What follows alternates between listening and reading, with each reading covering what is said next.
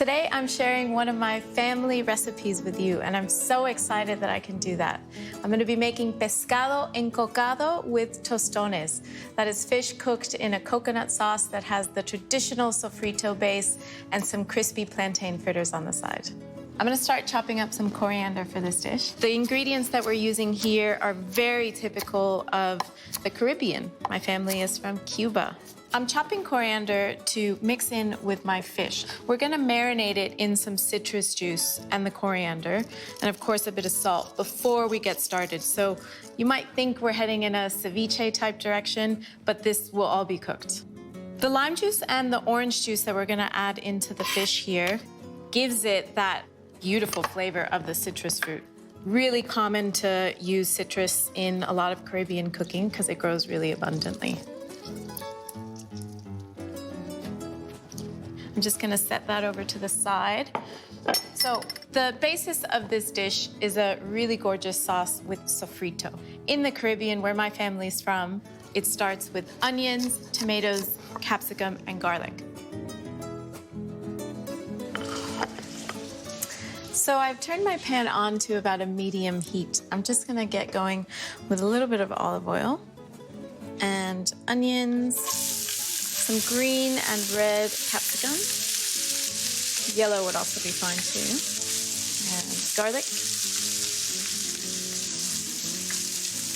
Always a sprinkle of salt at every step. And a little bit of ginger. Tomatoes are in. I'm just gonna let this go for about 10 or so minutes on a medium heat.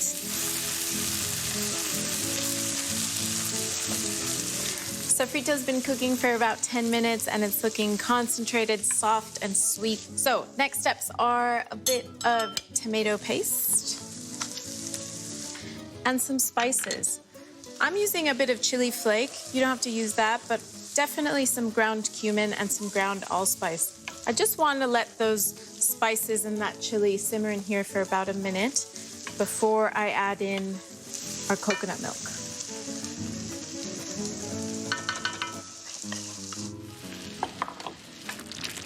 So that's come up to a simmer, and now I'm going to add in the fish with all of that juicy marinade that we had it in. So that's going to be the final sour touch to this sauce. Give that a little stir. Leave that on medium heat, and that fish should only take about 6 or so minutes. I really want to show you how to make tostones. So with our plantain, I just want to cut off top and bottom. And these skins, because it's so starchy, actually don't come off quite easily. So you just want to take a paring knife and run it down there to remove as much of that skin as you can. A size like this, you probably want to cut it into about 3 pieces. So it's a lot like cooking French fries. We're gonna cook this at a lower temperature heat in some olive oil, and then we're gonna bring them back and the fun part, where we smash them. So our plantains have cooked for about 6 or 7 minutes, and they've cooled down, cool enough to handle. Now, there would be a traditional tostone press, but since I can't find one of those here in Australia, I'm gonna put a piece of baking paper down. I'll put one of my tostones in the center, another piece of baking paper on top, and anything with a flat bottom. Could be a small pan or a little dish like I'm using here. And that is what tostones look like. I can see that our oil is just about ready for us. We're gonna fry them the second time at a higher heat to get them nice and crispy.